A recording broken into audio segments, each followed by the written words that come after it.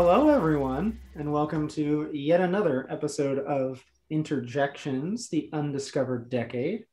This is a podcast where the four of us go through the 1990s and we look at what we like to think of as hidden gems. Sometimes they've been forgotten to time, sometimes they're not the most famous film in a person's filmography. Sometimes we take a chance on a film, like last month. We looked at Eve of Destruction, but as January usually goes, everything was pretty bad that month. So we are in February 1991, and we're taking a look at Steve Martin this week and his film LA Story. I was just telling the boys right before we started that I had noticed there were a lot of connections to a couple of things. And on a personal note, I ended up having to buy it like we did Air America. But Carol Co-Pictures actually produced this, and I hadn't seen that in a while, and I didn't realize they had shut down in 1995. So I realized, Corey pointed out that it had produced Terminator 2 Judgment Day. So that's the logo that I remember. It's like a C coming around. So I looked them up, and I noticed they also co-produced with Seven Arts Pictures, King of New York. They did the first three Rambo films, a couple other things like They Live and The Wizard. But I think they did Universal Soldier. They did. They did Stargate, which I'm hoping we'll at least talk about when we get to 94. And they also did Total Recall, which we kind of pointed out when we came around to it, and Jacob's Ladder, which was one of our top 5 last year. So I thought it was pretty interesting. But they also produced next month's film, which I will mention right at the end, just so we're focusing on February 1st. But it's kind of funny. The next 2 films are Carol Co-Picture Productions, and this company is just gone now. So it's a shame because they made a bunch of good stuff, but they kind of went under. And the last thing they did, a last ditch effort to save their finances, was Cutthroat Island. Oh, yeah, bankrupted the whole studio. Yep. They were already going down, but they were like, this will do well. And it's one of the worst bombs in history. Yeah. LA Story was not a bomb. Steve Martin was on not quite a roll, but he was doing modestly well. And this film ends up with a little under 30 million. And that's pretty good for an auteur comedian. I think I looked up with inflation. It's like 56 now. Yeah. I think it's like 25, I think I said. Made 6 its first weekend. We can worry about that later, obviously, but we should probably talk about the actual film. So I'll give a brief synopsis. Yeah, I'll give a brief synopsis unless anyone else wants to. It's definitely an ex machina type. So Steve Martin wrote this, and he stars as Harris Telemacher, a meteorologist, not a weatherman, meteorologist, in LA, who it's almost like a slice of life. He's kind of ambling through life. It's kind of aimless, kind of dissatisfied with where his career is going because he's playing the wacky weatherman. So, and he's kind of unlucky in love until until he's introduced to Victoria Tennant, who is this journalist from the UK. And along the way, he also gets advice from a sentient signpost on the side of the LA freeway. Best character ever. Yeah, that was a lot of fun. Yep. Did not know where this film was going, and it did not disappoint. And Jeff sort of mentioned right as Corey was about to give a synopsis, this is a little bit like Ex Machina. Has that vibe. Well, I was gonna say this feels very much like Steve Martin doing a early Woody Allen movie. Mm-hmm. Along with the musical choices, there's a lot of Django Reinhardt jazz in the background. So I'm like, I feel like I'm watching a Woody Allen movie from the 80s and 90s. There was one piece of trivia I noticed. This was his answer to New York Stories, which Woody Allen was a part of. Oh, yeah. So see, I really like this because it was like, it was that very intellectual Steve Martin humor, like all of the over-the-top LA references, like, oh, it's open season on the 405. I was gonna say you can't get away with that now. No, and he's just everybody's pulling out guns and shooting each other on the. Did I leave my shirt at your place? Right. Yeah. And it's like a who's who of cameos too. Like just all these people that were just doing things as a favor to Steve Martin. Feels like they were all the cameos are funny too. Like my favorite was Patrick Stewart. Yes, he plays a maitre d' of a restaurant they're trying to get into, Lidio, and it's French for idiot because they're not saying it. Well, I guess that is how you say it, Lidio, but it looks like Lydiot, like L apostrophe idiot. No, I guess that's where English gets the word idiot from, is from the French. Not 100% sure, but I think so. There's good. The hotel that he stays at is French for chicken of the sea. Mm-hmm. Mm-hmm. So there are a lot of little jokes, and Steve Martin's a little bit of an intellectual, kind of like Woody Allen. So he would. I was going to say he's a bit of a dichotomy. Yeah, like he's a playwright of very intellectual short stories, but he also can be the loopy, wacky, physical comedian, and I think you get a bit of both in this. It's subtle enough to work, and it's like you downplay the things. You know, it was very much LA story, you know, because you've got, they're downplaying the earthquakes but overplaying trying to get into a restaurant, and all those things. It was there are a lot of rating everything 1 to 10, like they were rating all of their experiences on the Richter scale. Yeah. That's funny because they're sitting stagnant. They're like, how would you rate this? And meanwhile, chairs and dining sets are moving behind them seismically. Yeah. But this was also Sarah Jessica Parker's like career-changing role. She had done a couple of TV shows like Square Pegs. She's most famous for. I didn't realize that was her show. I'd heard about Square Pegs, but never really checked it out. And she made a couple of films like Flight of the Navigator, but had just come off a 2-season shows that never really went anywhere. And so this was kind of a big break for her, if not her film debut, obviously, but like it opened her up to a wider audience. Yeah, because, you know, according to the trivia section, she, you know, had always played like these mousy, like almost best friend characters, and no one had considered her like, you know, the sexy starlet until this role. And then that opened up everything apparently and totally like changed her career course. So yeah, what was the I guess maybe before this, just her career wasn't so good because of just simply poor casting. Yeah. I mean that TV show she had just done, she was the wife of a conservative son of Richard Kiley, and it was kind of like your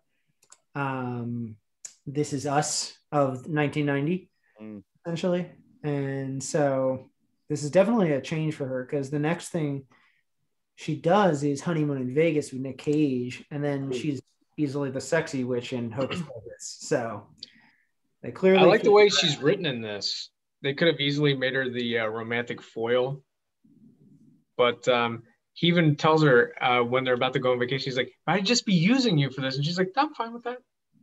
Yeah, I like the running gag of her husband or boyfriend, at least, was just standing in the window and just staring the whole time. apparently it was his idea that they would like still be boyfriend and girlfriend, but like see other people like to have sex with. But like turns out she's very good at it. He wasn't. So like his idea backfired on him. So I thought she was kind of a good foil anyway for Marilu Henner, who basically disappears after the first half. He does kind of switch from her. But at least for that first half, Marilu is your prototypical LA wife, kind of oblivious to what's going on. He's having a midlife crisis, clearly, because he's seeing signs everywhere that he should change his ways, but she doesn't care and is sleeping with his friend or agent. And he's Kevin Pollak, who hasn't given much to do. There's no confrontation scene or anything. He has like 2 lines at the dinner. Yeah. Actually, that revelation that she's cheating on him with his agent has one of my favorite lines in the movie, where he's like, and this is how I find out? You tell me? Yeah, right. Very Woody Allen. Yeah.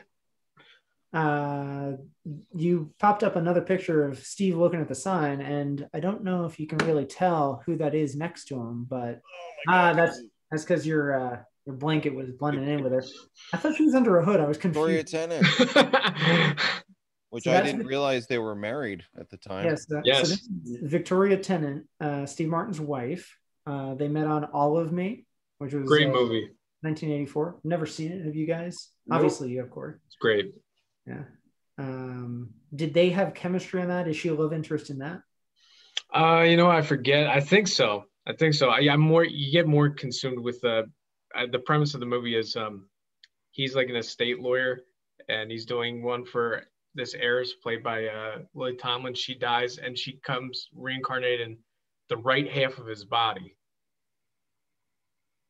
So she takes over the right half of his body. He's in control of the left.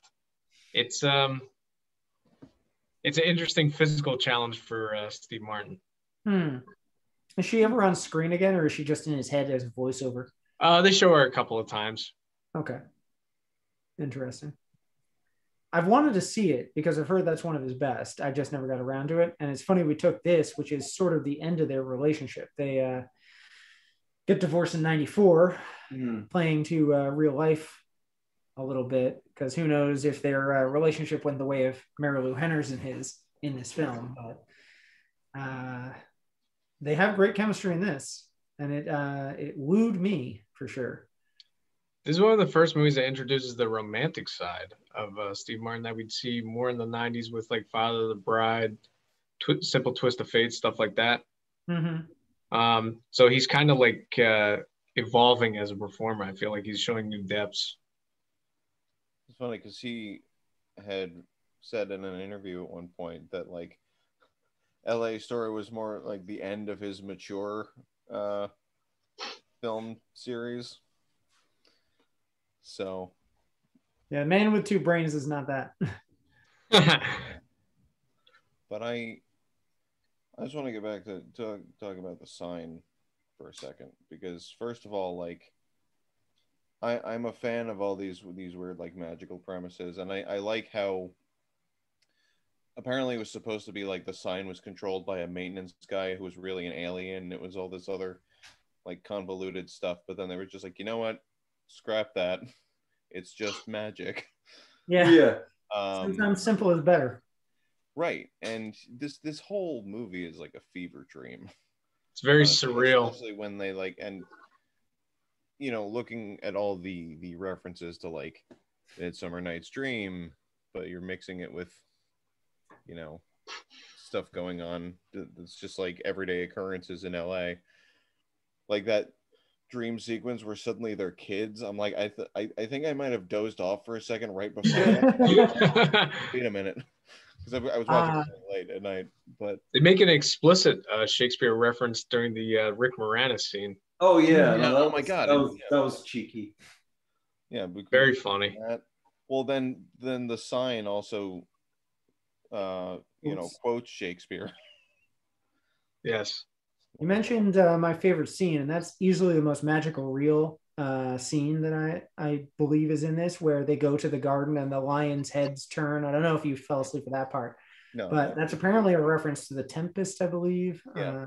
And I just thought that was the coolest when they're kids. It's like when you meet someone, you feel like you're young again. And he felt so young that he was a child. And it's like the first time you kiss a girl on a playground or whatnot, you know, you're running around chasing each other, and it got me. I fell in love with this movie right there. So yeah, it was good.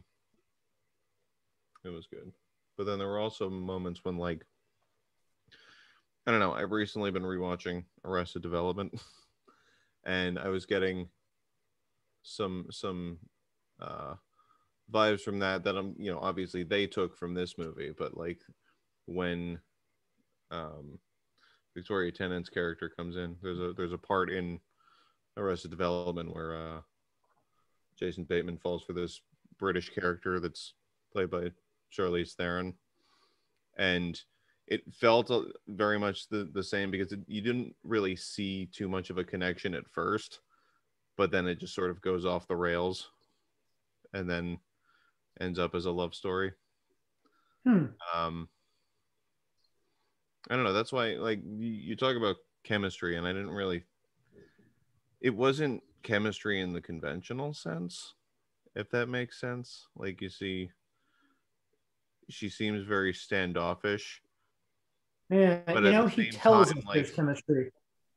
because of, you know, Steve Martin's dynamic, like, it still works. Like, even if they're being very standoffish, like, that is the chemistry. Yeah, no, I know what you mean. That makes sense. Yeah. It's really, it's weird, but it's, You like you know, that? I feel like I would have to watch this movie several times to like truly 100% appreciate it, but I can like, I can get, that was the sense that I was getting watching this. I feel like that's an LA way of having chemistry. Just from what I've heard from people, you always never have time to meet each other because if you live in another neighborhood, it's so hard to get to each other. So it's funny. There's the scene where he pulls away from his house and goes to his best friend who is next door and drives to her. So it's kind of playing on that a little bit. Obviously, they're not romantically involved, but Richard E. Grant again. To point to you, it's Ariel, not him. Well, yeah. He says he's his best friend. My point is that I think the chemistry isn't organic. It's just how people. I wonder if he's speaking to how people, Los Angelinos, end up together, because it's almost always you feel fake in Hollywood, at least. So does the romance ever feel real? And so he finally finds someone that's not part of the country. Yeah. Let alone LA. Yeah. And just put in what you said. It's kind of like the best he's going to be able to do. His typical person would be Sarah Jessica Parker. Someone with like a capital E at the end of their name and an asterisk. Yeah.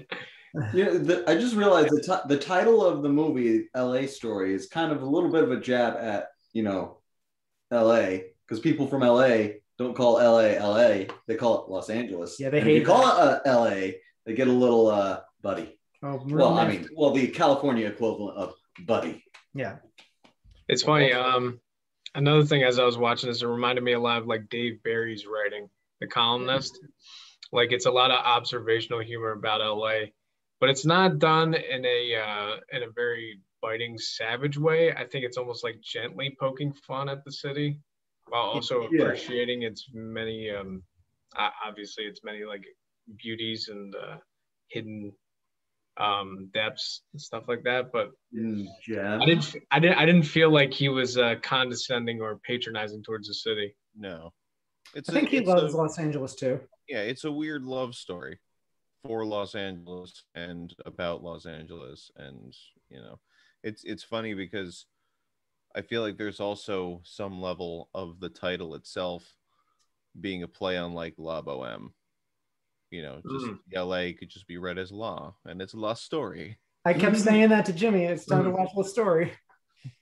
Oh, okay. You finally got that? On top of it being like a love letter to LA, this is kind of a weird companion piece to a movie we reviewed last year, which was Quick Change, which was a quote unquote love letter to New York. Yeah. It was weird to see those two comedians at the peak kind of like fashioning Valentines to their favorite cities. And their love letters are both like totally cynical. Yeah, they're tinged with a bit of sardonic wit. Like with Quick Change opening with a bank robbery, and this one like there's shooting each other on the highway. And... Yeah. It's funny because just like Quick Change, he wishes he could get out of it, but he can't escape it. Right. And you know why? Wait for it. I love how that's just like a Shaggy dog story. It literally goes nowhere. It's like I had to think of something fast. Because the whole time that mystery's like looming over the movie, like what? How do you solve this riddle? And then by the end, it's kind of it's a non sequitur. Yeah, I'm like I knew it was an anagram, obviously, but you're like, wait, what was that gonna be? I'm not gonna say that I figured it out, but when Victoria Tennant is playing on her, what was it, the trombone or whatever? She had some weird instrument. Which is it was a tuba. That was the other thing. I'm like, who travels with a fucking tuba? That's the joke. I know. Because they're always like, what's in your case, ma'am? A tuba. So that's the joke. We never had that scene, obviously, but he liked to just have us think of it. No, it's great. She plays Do a Diddy on her tuba. And I'm like, why is that the song she's playing? That's got to be a thing. Funny joke about that, about when she's on the phone with her mother. Her mother is played by Terry Jones, who did a lot of drag in Monty Python. Jimmy called that. I wanted to read that to you. I don't expect that you read our document, but he in the middle, we're like, that's a dude. I wonder if it's Steve himself, I said. And then Jimmy's like, I bet it's one of the Monty Python guys. Like Terry Jones. Like, I heard the voice. I'm like, this sounds familiar. Mm-hmm. Bet it's one of the Monty Python guys. It's just like if you heard them enough, it's like you hear voice actors on television. Like you hear them enough, like you know who it is. Yeah, I said I don't know who did this, but it's the Penguin on the Telly sketch. I thought it was that person, so I meant to look up who did that, but we'll have to check it out later, I guess.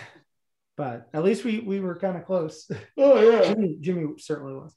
Yeah, I thought it was Steve Martin too, just like a one-line thing. That's good of us to like be like, that's a bit. Yeah. Right. You know, it'd be funny since like he wasn't there to actually cameo for that scene. Like what if they actually literally called him on the phone and they actually recorded it that way? Yeah. I wonder. Yeah. Corey mentioned earlier that another co-star of the film, Richard E. Grant, who we may know now from things like Can You Ever Forgive Me and Rise of Skywalker, he popped up in. Yeah. But he was famous right at the beginning of his career from With Nail and I, a very sardonic British film. And so he comes across just like Victoria Tennant for, I don't know if this was his American debut, but he was in Hudson Hawk before this. Oh, was that in 1990? I thought it was the same year. I thought this. It might have been. They're close. I think it's later this year, but he films them around the same time. So, but what do you think of Richard E. Grant? I love him in pretty much everything I've seen him in. Yeah, I can't say there's been a time where I haven't thought he was fantastic. Even in schlock like Warlock. Mm-hmm. I guess that was his American debut, Warlock. Yeah, that's definitely. But yeah, stuff like this. He's got a very vinegary presence to him. So yeah, it's always tinged with a bit of British dry humor every time he's in something. You don't know if he's serious or not, or if he's digging into you. As I say, the interesting thing about the director is this isn't really within his wheelhouse, his repertoire. He does mostly like eclectic dramas or disaster movies. Like he did Threads, which is like a post-apocalyptic doomsday movie. Volcano, The Bodyguard. The only thing that would give some indication that he knows a little bit how to do comedy, which isn't even a good one, is Clean Slate with Dana Carvey. Like a comedic version of Memento. Oh, really? Yeah. Very interesting. I wonder if this is mostly Steve directing and him just like being friends with Mick Jackson or finding someone that will agree with him so that he that'd be another parallel to maybe Quick Change. The director was just a glorified cinematographer. Right. Yeah, right. Exactly. Like someone that knows the technical stuff so Steve can work with the actors, you know? And that would be another parallel to Quick Change because Bill Murray's the co-director of that. Yeah, he actually gets the credit, but... Yeah. Now, what I liked about the cameos in this is they're not like John Landis tends to have cameos in his movies by like famous directors and stuff like that, but they're not really given anything especially funny to do. It's just supposed to be, oh, I recognize that person. Yeah, oh, Steven Spielberg's at a restaurant.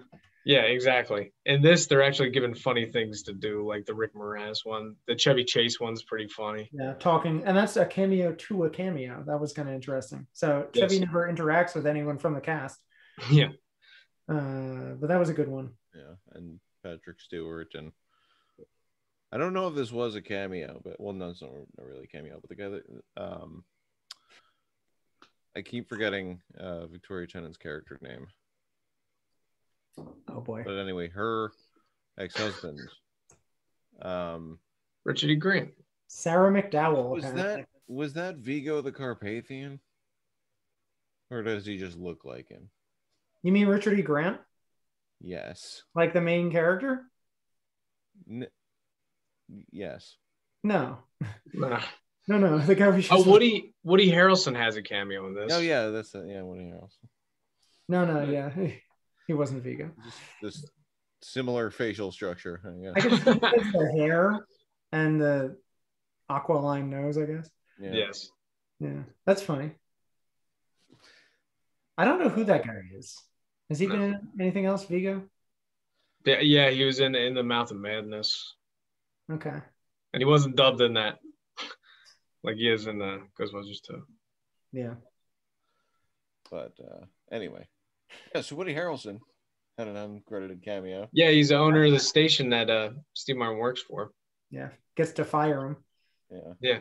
Who else? That was another one of my favorite gags, was when he totally bypasses the traffic and it's just like driving through people's backyards, like Ballad of the Rubbernecks or whatever. I forget the name of that song. The end of Ferris Bueller. Yeah. It's kind of yes. And they all expect him to be there, so they're all like pulling their laundry out of the way or whatnot. He's waving at some of them. Yeah. That was good stunt work with that car. Mm-hmm. There was one other cameo. Paula Abdul, I didn't realize it was her. She's roller skating in front of a conversation that Richard E. Grant and Victoria Tennant have. Happens so fast. Some of these make no sense. I missed Martin Lawrence. I don't know where he was. Yeah.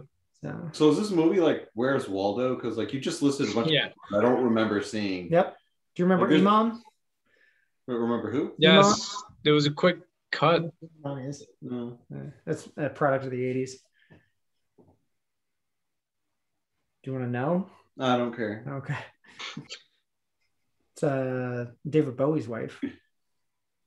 I said I didn't care. Why should She's in the Undiscovered Country. Yeah, we're gonna see a movie of hers pretty soon. Yeah.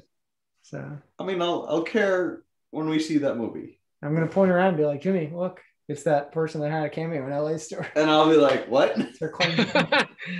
What was like I'll forget about like this little trivia that I just came upon. What Bond movie was she in? Because I've never seen that one. You're thinking Grace Jones. Oh, is that Grace Jones? Mm. She's a model too. I've never seen it. Yeah. I thought it was always Iman. You think of View to a Kill with Grace Jones. Hey, what Iman films are there? I mean, she's in the Undiscovered Country, which we're going to talk about in December. Right. I thought there was another one, another big one. That's the only big one I really remember from. All right. I don't know if there's anybody else to really talk about, and we pretty much talked about The Sign. I don't feel like it's a cop out to just be like, I didn't know what I had to think on my feet. I do like that there are other people that are standing in front of it. Like at the beginning, he notices someone looking at the sign. You can imagine this is going to do this for other people. It just helps. Yeah. Just a helpful sign. Yeah. People ask for a sign. This is it. This is the sign. Yeah. This is what you get in LA. And I don't know. I like that. I like that they left it as like this magical thing. It's very Groundhog Day, in a sense. Yeah, it doesn't need explanation. Yeah. It's just there. It just happens. It's just LA, man. Yeah. I guess, what would you grade this? It seems like we all liked it. I give it an A. It feels like a very esoteric personal project for Steve Martin. Like he had all these musings about living in LA, and he was like, how do I coalesce this into like a collection? Maybe I could put out like a series of stories, or maybe I could. It was weird it was a good way to fashion an actual cohesive narrative out of all those. Yeah, it almost felt like, a book made out of one of his memoirs, or a movie out of his memoirs. He was tweaking this for 7 years, I think. In honor of the movie, we should rate it on a 1 to 10 scale like they rated it. No, this is America. We got to be obnoxious. We got to keep the grade scale or the letter scale grade. I'm gonna go with you, Jeff. This is an 8.9. 8.9. All right. All right, I'm gonna give this new scale an F minus, and I'm gonna give it an A plus. I'm gonna fire you from this show. 7.6. No, I mean, no, I'm not an A plus. Maybe A minus. Yeah, Yeah, that's pretty much what I think an 8.9 should be. yeah. This very balanced comedy though, like and storytelling. It does have which is great. rewatchability. And like even the most over the top parts were a little Grounded. a little grounded, a little tame. So like it was like, yeah, it wasn't too over the top. Yeah, They just don't make them like they used to. Yeah, a lot of subtlety going on in this You movie, wouldn't- which is great. you wouldn't be able to make this today just based on budget and type of comedy. Yeah. Right. Not what people do in comedy anymore. Also, like I guess the way that the internet works is like you gotta like hit your punchlines hard and fast, and you have to be like really funny, like really, really, really funny, and like at least in a studio comedy. this is like pre-internet. Like you could take your time with it, build it up. Yeah. Let you think about some of the stuff. Just because I'm thinking of it. Jimmy, every movie we're gonna look at is pre-internet. Yeah, I know. It's great. This is like that. That's the best part of this. 98, 99. Yeah, no one's gonna have cell phones, or they're gonna be a douche about it. Until we talk about Pirates of Silicon Valley, it's all gonna be pretty. Yeah. Oh my God, I can't wait.